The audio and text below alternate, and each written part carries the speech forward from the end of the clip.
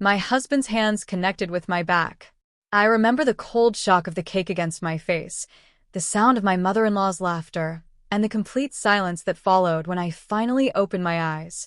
But what I didn't know, what nobody in that room knew, was that my husband had just made the biggest mistake of his entire life. Stick with me, because this is the story of how getting pushed into my own birthday cake revealed a truth that would change everything. My name is Amelia Vance, and for 12 years I believed I was ordinary. I grew up in a modest neighborhood, attended public schools, and worked 3 part-time jobs to put myself through community college. My mother, Alice, was a single parent who cleaned houses for a living. She never complained, never asked for help, and always made sure I had everything I needed even when she had nothing left for herself. We lived in a small apartment with creaky floors and a radiator that made strange noises in winter, but it was home. I didn't know any different, and honestly, I never felt poor because my mother made sure I never felt deprived of love. My father left before I was born. My mother never talked about him, and I learned not to ask. She would get this distant look in her eyes whenever his name came up, and I could tell the subject caused her pain. I assumed he was just another man who couldn't handle responsibility. I never imagined that the truth was far more complicated, or that his absence was actually a carefully constructed shield meant to protect me from a world I wasn't ready to enter.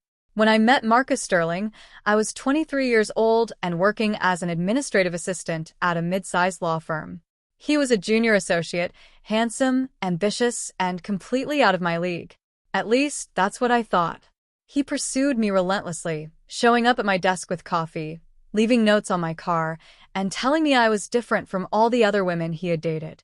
I was flattered, confused, and honestly a little suspicious. Men like Marcus didn't usually notice women like me.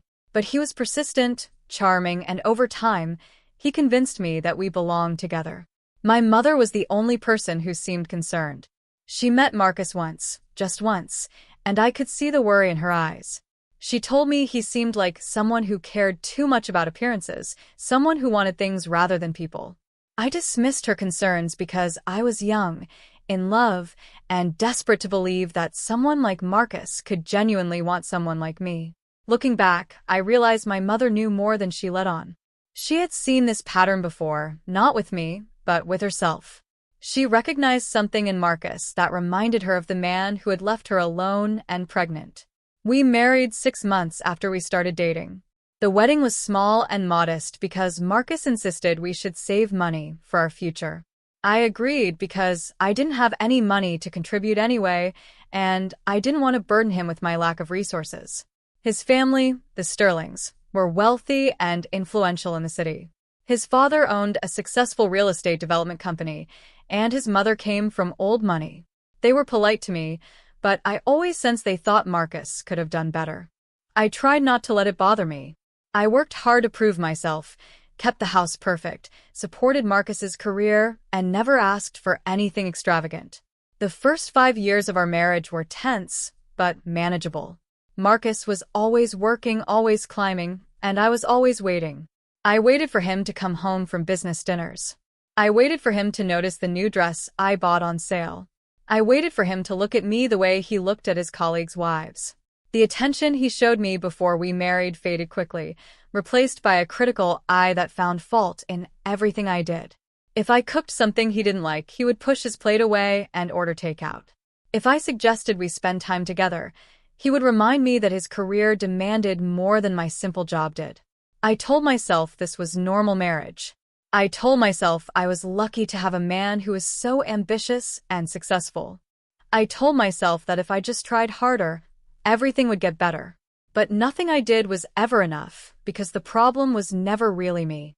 The problem was that Marcus married me for a reason he never disclosed, a reason that had nothing to do with love, and everything to do with a secret I didn't even know I carried. The cracks in our marriage became more visible after his father's sudden death. Harold Sterling passed away from a heart attack, and the company was left to Marcus and his older brother, Julian. The inheritance was substantial, but it was also complicated. Harold had structured his estate in a way that required all major financial decisions to be approved by the entire family. Marcus hated this. He wanted control, absolute control, and he resented having to share power with Julian and their mother, Vivian. During this time, I noticed Marcus became obsessed with money. Not just earning it, but finding out where it came from, who had it, and how to get access to it.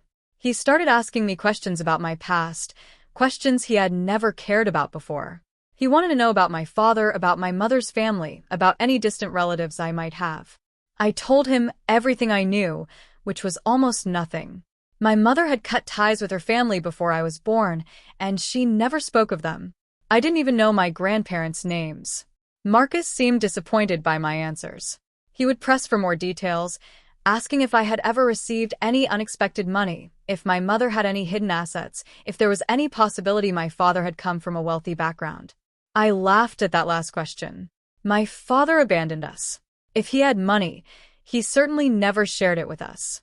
Marcus would nod and change the subject, but I could see him thinking, calculating, planning something I couldn't understand. The real trouble began about a year after his father's death. Marcus started coming home late, smelling of perfume and alcohol. He would dismiss my concerns with sharp words, telling me I was being paranoid and controlling. I started checking his phone, reading his emails, following his social media accounts. I found messages to other women, flirtatious and suggestive. When I confronted him, he denied everything, called me crazy, and then started accusing me of being ungrateful. He said he had given me a life I never could have achieved on my own, and I had no right to question him. I started believing I was the problem. I started therapy, hoping to fix myself, hoping to become the wife he wanted. The therapist told me something I didn't want to hear. She said Marcus was emotionally abusive and I was in a toxic relationship. I defended him, made excuses, and eventually stopped going because I didn't want to hear the truth. The truth was painful. The truth meant I had made a terrible mistake. The truth meant I had wasted years of my life with someone who didn't truly love me. Through it all, my mother remained my anchor. She never criticized my choices, never said I told you so. She simply listened when I needed to talk, held my hand when I cried, and quietly worried about me from a distance. She was getting older, and her health was starting to decline. She had worked so hard her entire life that her body was finally giving out.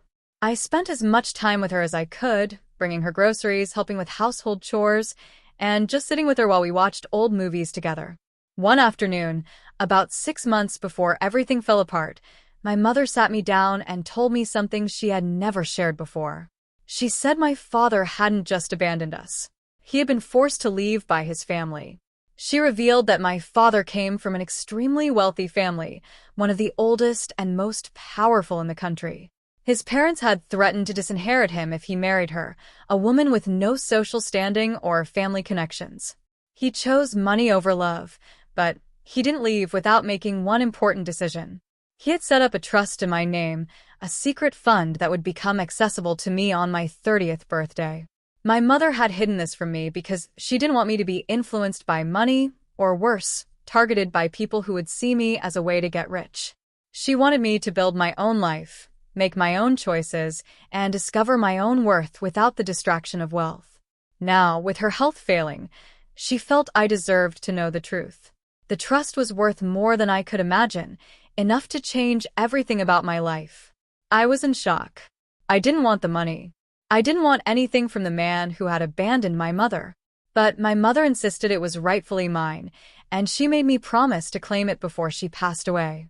She made me promise not to tell anyone, not even Marcus. She said something strange that I didn't fully understand at the time. She said I would know when the right moment came to reveal my true identity. Days after that conversation, my mother passed away peacefully in her sleep. I was devastated. I had lost my only true ally, the only person who had ever loved me unconditionally. The funeral was small, attended by a few of her old friends and neighbors. Marcus came, but he seemed distracted, checking his phone constantly and making excuses to leave early. I was too deep in grief to notice the signs. Something had shifted in his behavior, but I was too preoccupied with my mother's death to pay attention. A few months later, I celebrated my 30th birthday. Marcus had planned a big party at a hotel ballroom, something he insisted I deserved after the difficult year I had experienced. I was surprised by the extravagance. Marcus usually minimized spending on anything related to me, but he seemed eager, almost excited, and I assumed he was finally trying to be a better husband. I didn't question his sudden generosity because I wanted to believe things were improving. The night of the party arrived, and everything felt strange from the beginning. The ballroom was crowded with people I barely knew, mostly Marcus's business associates, his friends, and his family. His mother Vivian was there, wearing an expensive dress and a cold smile. His brother Julian was there with his wife, looking uncomfortable and out of place. Everyone seemed to be waiting for something, watching me with expressions I couldn't quite read. I felt like a guest at my own party, an outsider observing from a distance. Marcus was unusually attentive, keeping his hand on my back, whispering sweet words in my ear, and smiling at me in a way that made my stomach turn. It felt performative, theatrical, as if he was playing a role for the audience. I smiled back, played along, and tried to enjoy the evening. The cake arrived, a massive 3-tier creation decorated with gold leaf and fresh flowers. Marcus led me to the front of the room, where everyone gathered around, and made a long speech about how lucky he was to have me. Then he shoved me into the cake. I remember the feeling of the cold frosting against my face, the gasp from the crowd, the burst of laughter from Vivian, and the complete silence that followed when I slowly opened my eyes. Marcus was laughing, holding up his phone to take pictures of my humiliation. Some people were clapping, thinking it was some kind of joke. Others looked horrified, unsure how to react. I stood there for what felt like an eternity, covered in cake, surrounded by people who were supposed to care about me, and I felt something inside me break. But it wasn't my spirit that broke. It was a wall I had built around myself. In that moment, standing there humiliated and degraded, I finally saw Marcus for what he truly was. I saw his cruelty, his arrogance, his complete lack of respect for me. I saw the years of manipulation, the subtle put-downs, the gaslighting, all of it illuminated by the glaring light of that terrible party. I didn't cry. I didn't scream. I didn't even feel angry. I felt a strange sense of calm, the calm that comes when you finally understand something you've been avoiding for years. I reached up and wiped the frosting from my eyes. I looked directly at Marcus, who had stopped laughing and was now watching me with a mixture of curiosity and irritation. I walked away from the crowd, ignored the murmurs behind me, and headed straight for the bathroom. I cleaned myself up as best I could, took a deep breath, and looked at my reflection in the mirror. The woman staring back at me looked different. She looked tired, sad, and completely done with pretending. I called a lawyer the next morning, but not the kind of lawyer you might expect. I didn't call a divorce attorney. I called a trust attorney, someone who specialized in inheritance cases and estate planning. I told him my name, gave him my mother's information, and asked him to investigate the trust my father had set up. The attorney was efficient, thorough, and clearly accustomed to dealing with large sums of money. He asked me if I had any idea what I was talking about, and I told him to find out. What he discovered changed everything. My father was not just from a wealthy family. He was from one of the wealthiest families in the world, a dynasty that controlled real estate, technology investments, and international holdings. His father, my grandfather, had been a ruthless businessman who built an empire through questionable means. My father had been the black sheep, the son who fell in love with a woman from the wrong background. When he refused to abandon my mother, my grandfather gave him an ultimatum: leave her or lose everything. My father chose his inheritance, but he didn't completely abandon us. He had created a trust in my name, a massive trust that had grown exponentially over the years. The money was protected, hidden, and impossible for anyone to access without my direct authorization. The trust would become fully accessible to me on my 30th birthday, but it could be accessed earlier under certain conditions. My mother's death was one of those conditions. The trust was worth an amount that made Marcus's family wealth look like pocket change. I was stunned. I was scared. I was completely unprepared for the reality of what I had inherited. My attorney advised me not to tell anyone, especially not my husband. He explained that people often change when money is involved, and Marcus's behavior over the years suggested he was exactly the kind of person who would exploit me for financial gain. I realized the timing was suspicious. Marcus had grown distant and cruel around the time my mother became ill. He had started asking about my inheritance around the same time. He had planned a lavish birthday party, a party for someone he had never shown any real affection toward. It was all starting to make sense. Marcus knew something. He had somehow discovered the trust and had been waiting, manipulating, and planning to get his hands on my money. But there was something else, something even more sinister. Vivian's behavior at the party, her cold smile, and her laughter when I was humiliated, suggested she knew as well. Julian's discomfort, his obvious unhappiness at being there, told me he was either an unwilling participant or completely unaware of his family's schemes. I didn't know which was worse. I hired a private investigator, a woman named Natasha, who came highly recommended. I told her everything, every detail about my marriage, my mother's death, and the sudden revelation of my inheritance. Natasha was smart, efficient, and completely unemotional. She treated me like a client, not a victim, and that was exactly what I needed. I didn't need sympathy. I needed answers. Within 2 weeks, Natasha had uncovered the full extent of Marcus's plot. He had hired a private investigator of his own years earlier, someone who discovered the existence of the trust shortly after my mother became ill. Marcus had been planning this for years, pretending to love me while secretly plotting to steal my fortune. He had encouraged me to distance myself from my mother, convinced me to sign documents I didn't fully understand, and slowly isolated me from anyone who might have warned me. But here's where things got interesting. Marcus had made a critical mistake. He had assumed the trust was controlled by my father's family, and he believed he could charm them into giving him access. What he didn't realize was that my father had completely cut ties with his own family after leaving my mother. The trust was entirely separate, controlled by independent trustees who had no connection to my father or his relatives. My father, as it turned out, had been watching me from a distance my entire life. He had never fully abandoned me. He had sent money through intermediaries, paid for my mother's medical expenses, and ensured I had everything I needed without ever revealing his presence. He had made a terrible choice when he was young, but he had spent decades trying to make amends in the only way he could. He was also the one who had alerted the trustees that someone might be trying to access the trust improperly. I met my father for the first time a month after the birthday party. He was older, tired, and filled with regret. He apologized for everything, for leaving my mother, for missing my childhood, for every mistake he had ever made. He told me he had wanted to reach out countless times, but had been too ashamed.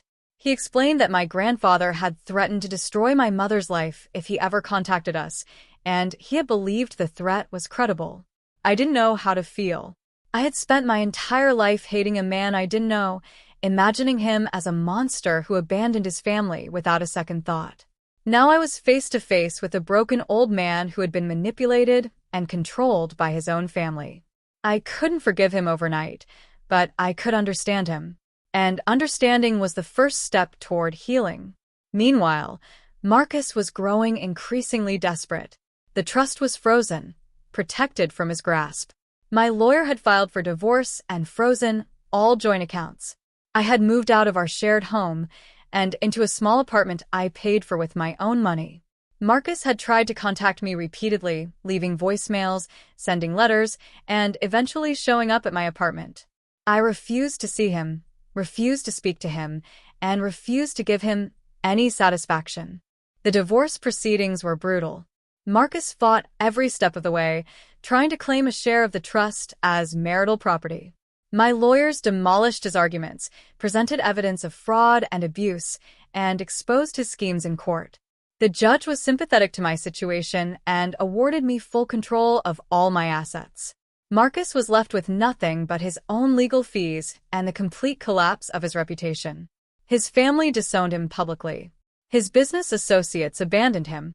His mother, Vivian, who had laughed at my humiliation, found herself at the center of a scandal when it was revealed she had helped Marcus hide assets and manipulate contracts.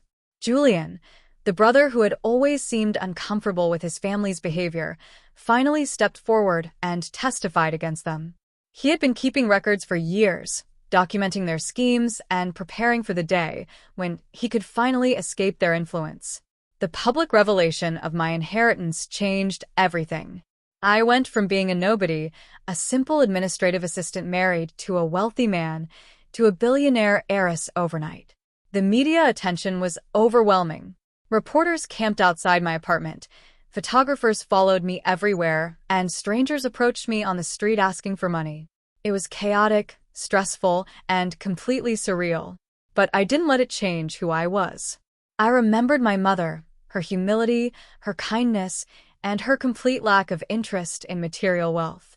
She had taught me that money was just a tool, something that could be used for good or ill. I decided to use my inheritance for good. I established a foundation in my mother's name, dedicated to helping single mothers and disadvantaged children. I funded scholarships, built community centers, and supported programs that empowered women to achieve financial independence. I also reconnected with my father.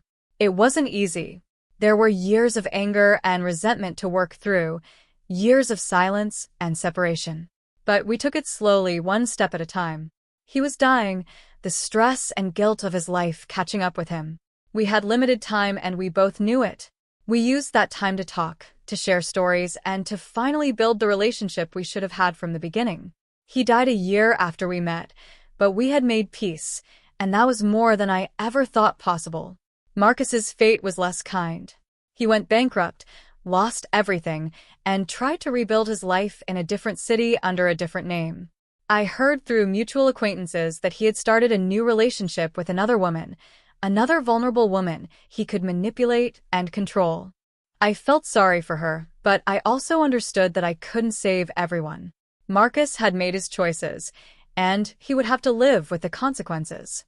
Vivian, his mother, ended up in a nursing home after her legal problems left her financially ruined. She had spent a lifetime scheming and manipulating, and she had lost everything in the end. I didn't take any pleasure in her downfall, but I also didn't feel any obligation to help her. She had laughed at my pain, celebrated my humiliation, and actively participated in my husband's betrayal. Some bridges can never be rebuilt, and that's okay. In the aftermath of everything, I found myself in a position I never could have imagined. I was single, wealthy, and completely free. I'd spent 12 years trapped in a marriage with a man who didn't love me, surrounded by people who saw me as nothing more than a means to an end. Now I had the power to define my own life, make my own choices, and surround myself with people who genuinely cared about me.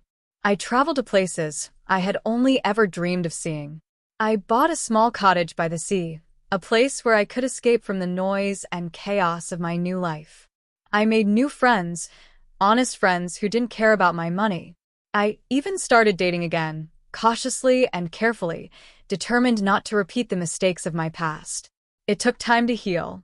The scars from my marriage ran deep, and the betrayal of my mother's death and Marcus's schemes left wounds that wouldn't heal overnight. But slowly, gradually, I started to feel like myself again. I started to trust my instincts, believe in my own worth, and appreciate the life I had built. I learned something important through all of this. Wealth doesn't change who you are. It only amplifies what already exists. My mother was kind and generous despite having nothing. Marcus was greedy and cruel despite having everything. The money didn't make me better or worse. It just gave me the freedom to be myself, the freedom to make choices that aligned with my values. The birthday cake incident became a strange symbol in my life. It marked the moment everything fell apart, but also the moment everything started coming together. Getting shoved into that cake was the worst and best thing that ever happened to me. It forced me to see the truth, to stop pretending, and to fight for my own life. I still think about that party sometimes. I think about the champagne glass shattering, the cold cake against my face, and the silence that followed. I remember standing there covered in frosting, surrounded by strangers, feeling completely alone.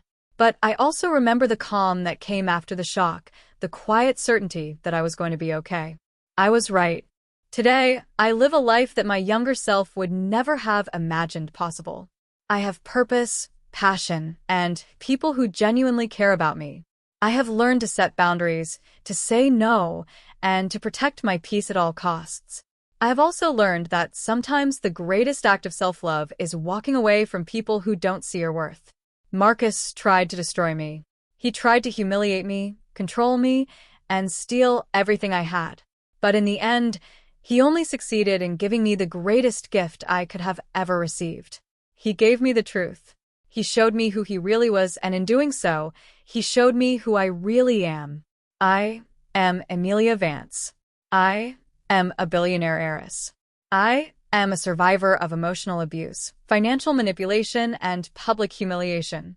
I am stronger than I ever knew, smarter than I gave myself credit for, and more resilient than any obstacle life has thrown at me. And no one will ever push me into a cake again. The thing about hitting rock bottom is that there's nowhere to go but up. When I walked out of that party, covered in frosting and shattered dreams, I thought my life was over. I thought I had lost everything, my marriage, my dignity, my sense of self. But I was wrong. I hadn't lost anything.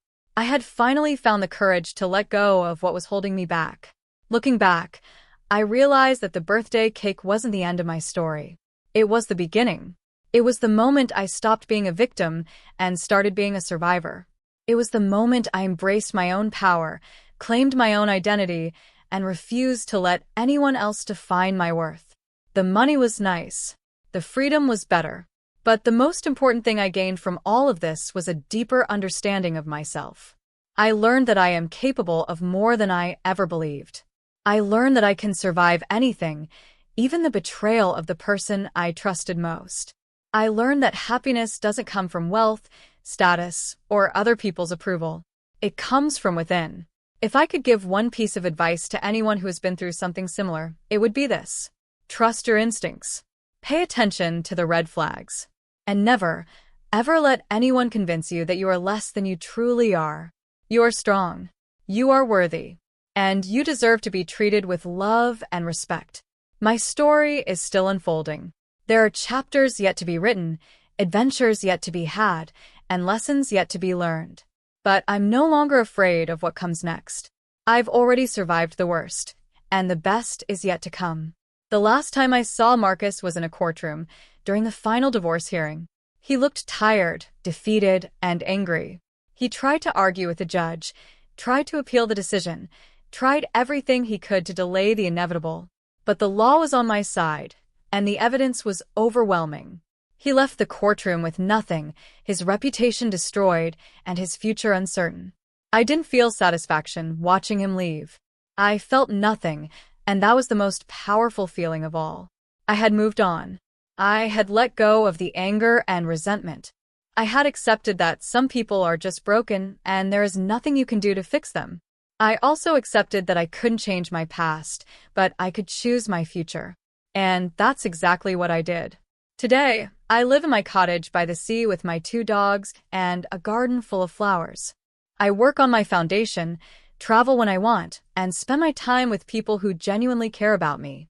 I have a peace that I never thought possible, a contentment that money can't buy. And whenever someone asks me about my birthday, I tell them the truth. I tell them about the cake, the betrayal, and the shocking revelation that changed everything. I tell them about the journey, the healing, and the ultimate triumph. And I always end with the same words. You never know what's waiting for you when you finally stop letting other people define your worth. Sometimes the fall is just the beginning of the flight. I wish I could say I have completely forgiven everyone involved. I'm still working on that. Forgiveness is a process, not a destination. But I have found peace, and that is more than enough. My mother would have been proud of me. She always believed in me, even when I didn't believe in myself. She gave me the strength to keep going, the courage to speak up, and the wisdom to know my own value. I carry her with me every day, in every decision I make, and in every act of kindness I show to others. This is my story. It's messy, painful, and full of twists I never could have predicted. But it's also beautiful, hopeful, and ultimately triumphant. It's the story of how I learned to stand up, brush off the cake, and claim the life I deserved. And in the end, That's the greatest revenge of all.